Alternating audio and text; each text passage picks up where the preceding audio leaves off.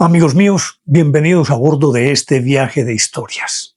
Y hoy vamos a hablar sobre uno de esos personajes, quizás de los más fascinantes de la historia, y con quien, en efecto y así, literalmente, vamos a emprender una travesía, porque esa fue su especialidad, hacer travesías.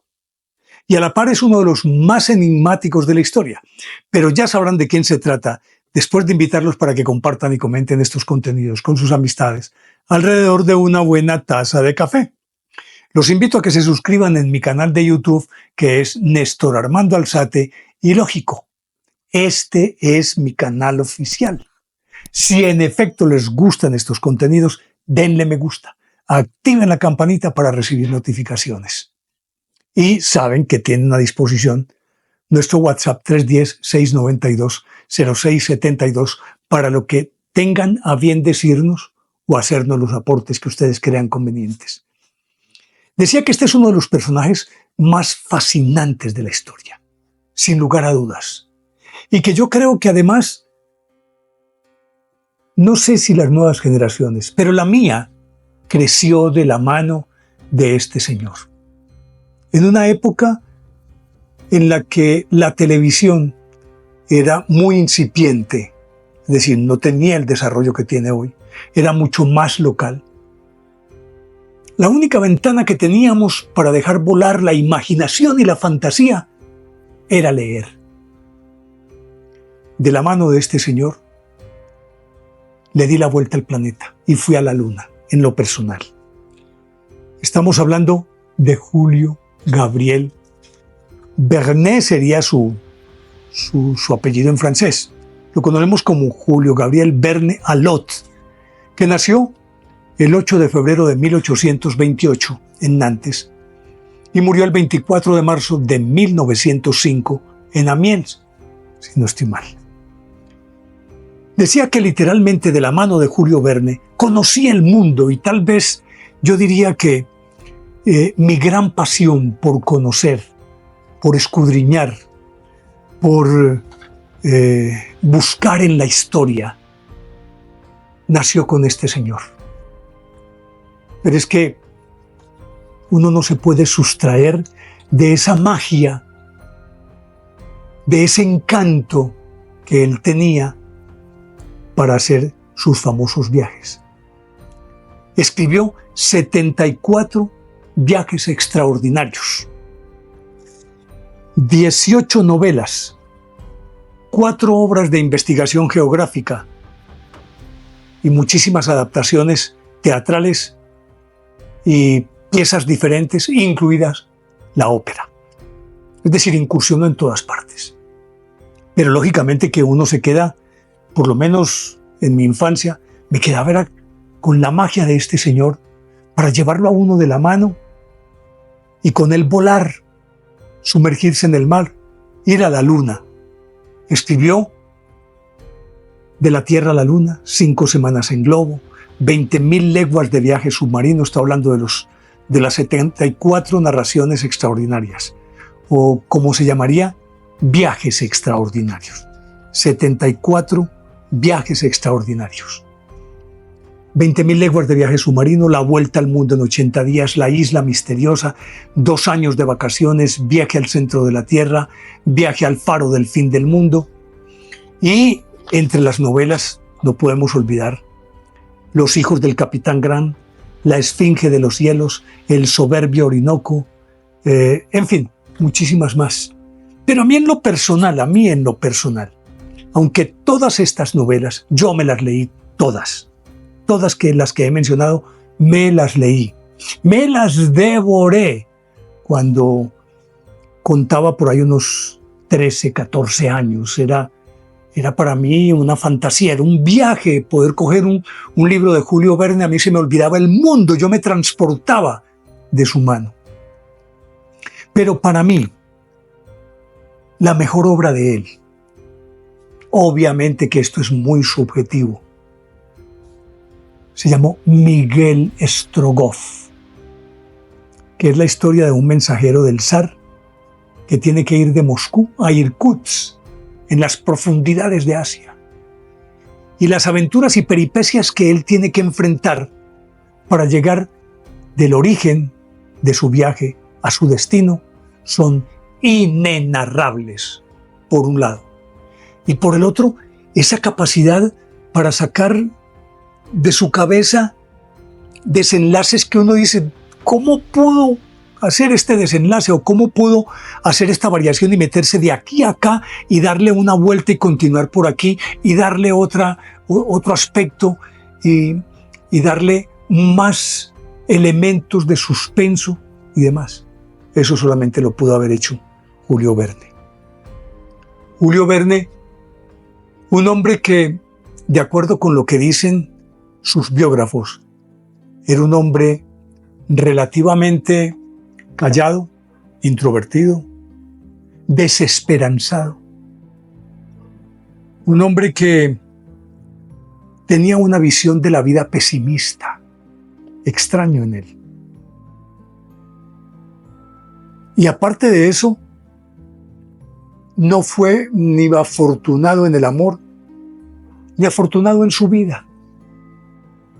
Entendiendo aquello de afortunado en su vida como algo que es creación del individuo, que no depende de factores externos, sino de su condición interior. Y al parecer entonces, él era un hombre muy retraído.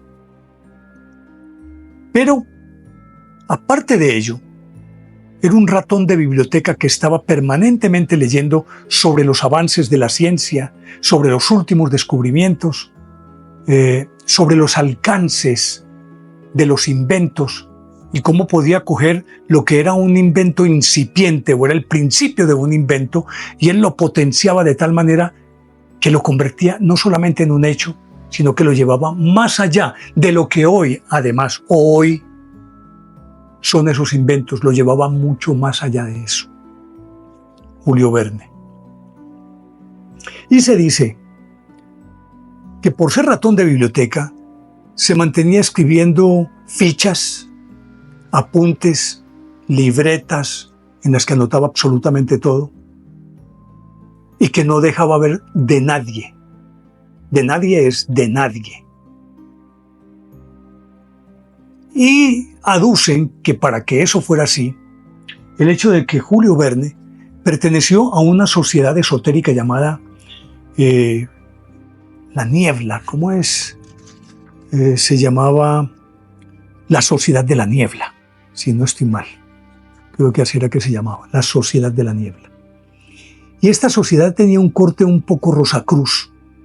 Y al parecer, pues, tenían acceso a conocimientos que eran vedados para el común de la gente. Sociedad de la Niebla se llamaba.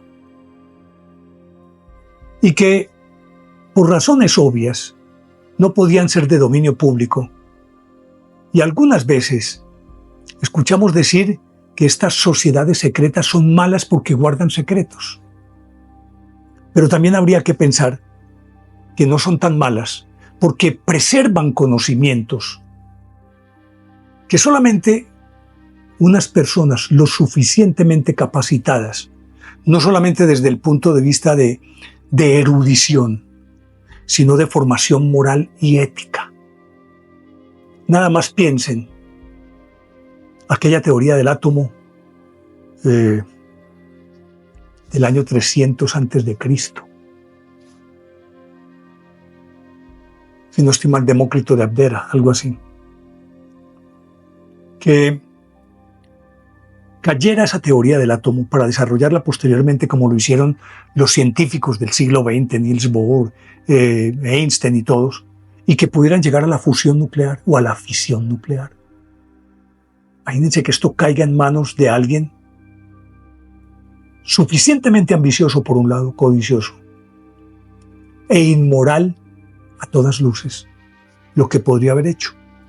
Y así como ese conocimiento, muchos otros, que a la hora de la verdad era mejor que se quedaran vedados para el común de la gente y que no se convirtieran en un vehículo de destrucción. Pues resulta que Julio Verne, al parecer, tuvo acceso a muchos de estos conocimientos. Y se cree que parte de ellos, desarrollados posteriormente por él, fueron aplicados en sus libros. Describir la tecnología de 20.000 viajes submarinos es una cosa increíble. De cómo conocer los usos horarios para saber que le puede dar la vuelta al mundo en 80 días. O cómo poder él desentrañar cuál podría ser el ambiente y las características del centro de la Tierra, en su viaje al centro de la Tierra. Yo confieso que cuando yo leía eso, yo me transportaba, yo estaba ahí. Pero eso no lo podría hacer una persona común y corriente, sino que tenía que tener un conocimiento muy profundo, muy afianzado, para poder desarrollar las teorías que él desarrolló, Julio Verne. Además de ese sentido de la aventura, que entre otras cosas no creo que haya sido un gran viajero. Él sí se movió, claro que sí se movió, y tuvo barcos a su disposición que él compró para él y en ellos viajaba. Pero decir que todo esto que él hizo fuera motivado porque él mismo hubiera experimentado sus viajes, no. Pero aquí aparece lo que es más sorprendente de Julio Verne. Todas sus novelas están cargadas de datos que evidentemente son predicciones de lo que ha de ocurrir en el futuro. Tanto como que en el libro Frente de Bandera, escrito en 1898, Verne habló sobre la bomba atómica en ese libro. Bomba atómica, en 1898.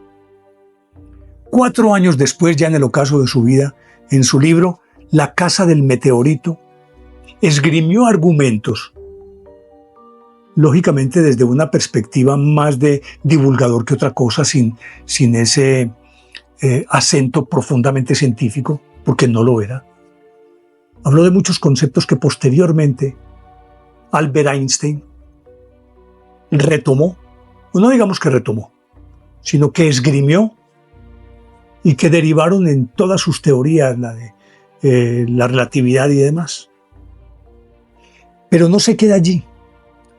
Él predijo la llegada de las 2 guerras mundiales. Fíjase bien. Predijo de la aparición del nazismo, del capitalismo atroz.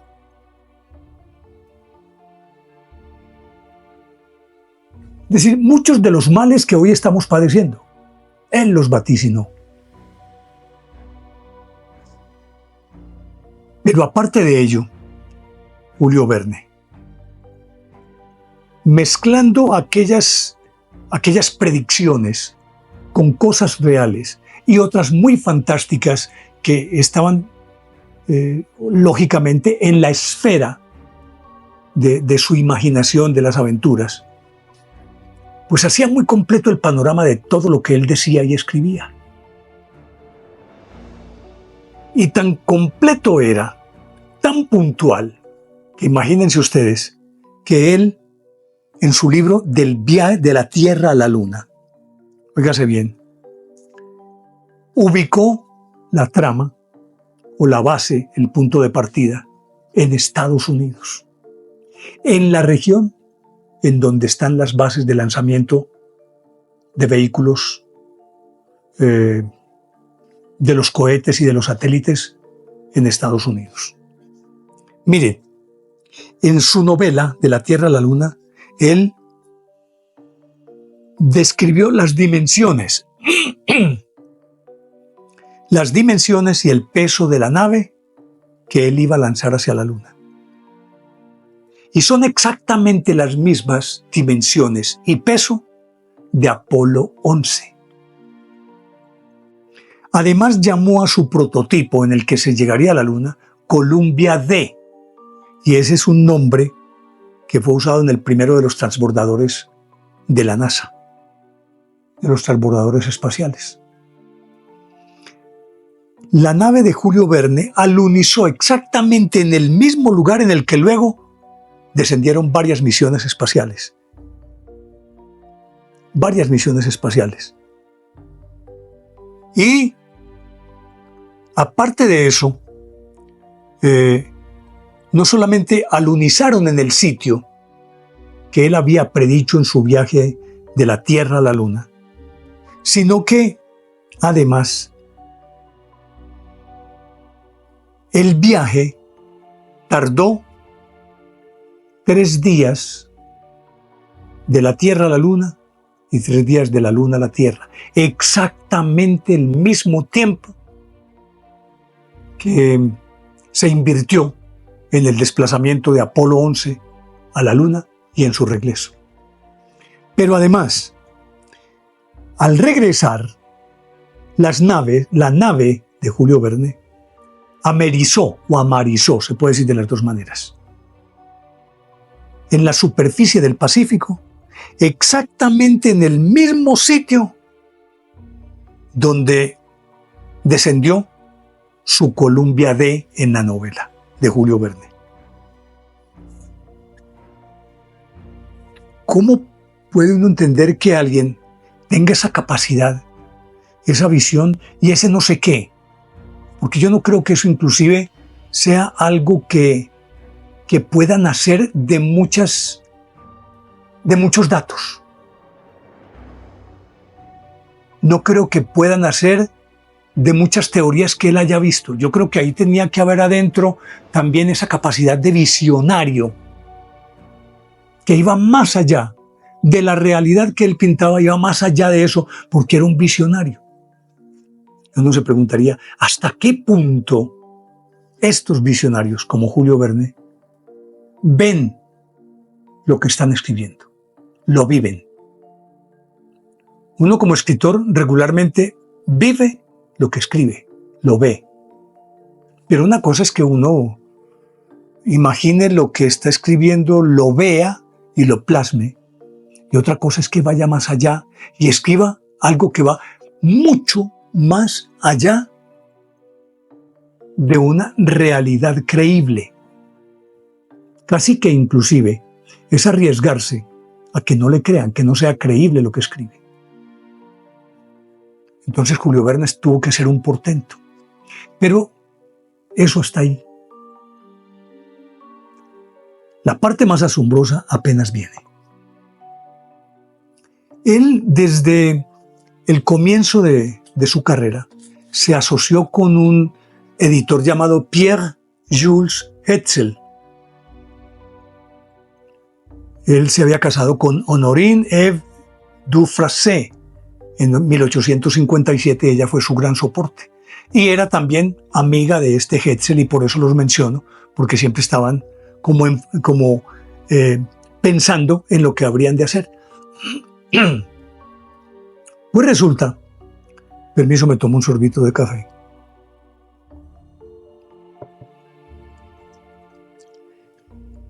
Que Julio Verne, después de haber escrito 5 semanas en Globo, en 1863, escribió una novela llamada París en el siglo XX. París en el siglo XX. Y escenificaba la acción de la novela un siglo después. La escribió en 1863 y a su protagonista lo puso en París en 1963. Su protagonista, que era un muchacho desencantado, era poeta, Michel Jérôme Edufranoy. Resulta que era un filósofo, poeta, romántico, y él describe cómo este muchacho, en el París del siglo XX, se encontraba absolutamente fuera de lugar. Y fuera de lugar porque él no entendía cómo era que aquella concepción humanística de la historia y de la humanidad, la poesía, la filosofía, la teología, estas ciencias que nos han hecho seres humanos y que han creado nuestras culturas, que eso hubiera desaparecido. Y que la educación ahora se centrara específicamente en un conocimiento técnico, tecnológico, científico y por ende no porque sea una constante ni porque tenga que ser así, pero sí una tendencia es a la deshumanización, porque ahí no se tiene realmente en cuenta al ser humano, sino lo que el ser humano puede producir desde esta perspectiva. Pues bien, cuando él le presentó esta novela a Hetzel, fue la única novela que él se negó a publicar, porque era, según él, demasiado pesimista, gris, triste, y no encajaba con el perfil que se tenía de Julio Verne desde que comenzó su producción. Y en ese momento, en 1863, estaba en su fina. Era el escritor más importante al que todo el mundo reverenciaba, al que todo el mundo acudía. No se sabe si fue por egoísmo o por preservar la imagen de Julio Verne, por lo que pudo causar en los lectores esta visión tan pesimista. No le quiso publicar la obra. Pues resulta que un bisnieto de él, en 1989, buscando algunas pertenencias de Julio Verne, se encontró este manuscrito. Encontró la novela inédita, completa, París en el siglo XX. Y ahí entraría uno a preguntarse qué era lo tan pesimista y lo terrible que veía a Hetzel que no le quiso publicar. Pues bien, imagínense ustedes.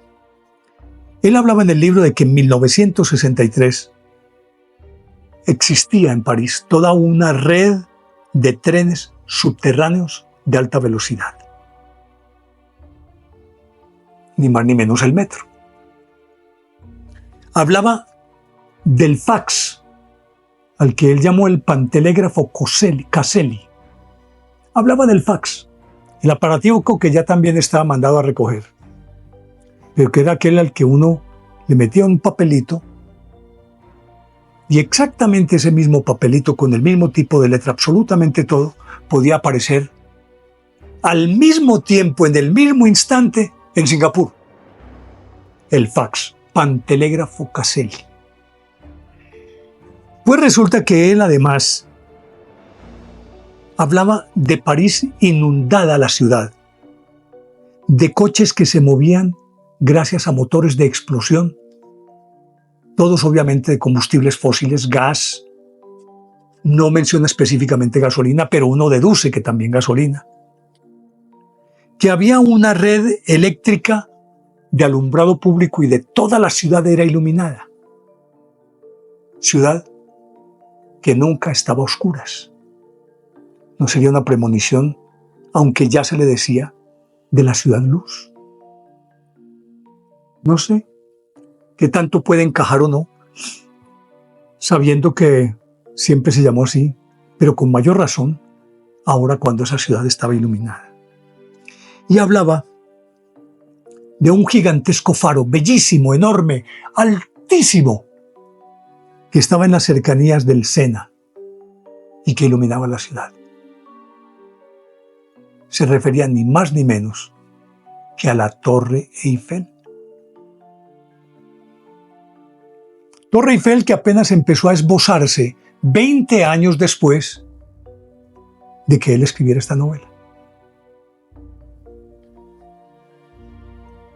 A uno lo sorprenden este tipo de cosas, pero resulta que él va más allá, porque si bien es cierto, estos adelantos en principio son bienvenidos, son sorprendentes para cualquier persona que lea la novela,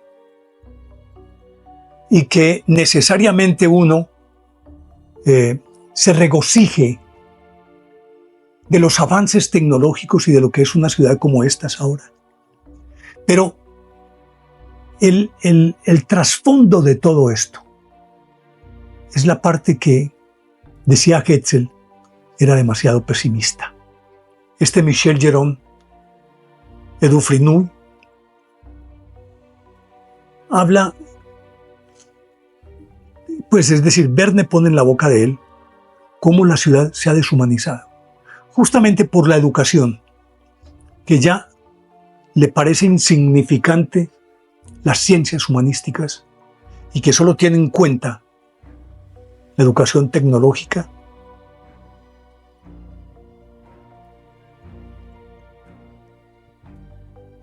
y como le parece insignificante, este muchacho no solamente se siente fuera de lugar, sino que está a punto de suicidarse. Pero antes que se me olvide, que se me quedaron dos cositas que había que meter aquí también. Él predijo una red de conexión simultánea con todo el mundo. Internet, imagínense ustedes, también predijo el Internet. Las calculadoras electrónicas precursoras de los computadores. Pues bien, pero vuelvo a retomarlo, porque esto era algo que se me había saltado y quería recuperarlo. Y es que él decía que la ciudad lo único que tenía era deshumanización y alienación. Alienación porque aquellos que estaban estudiando perdían de vista el sentido de humanidad. Y que lógicamente esto conducía también a un consumismo a ultranza y desbordado. Pero aparte de eso,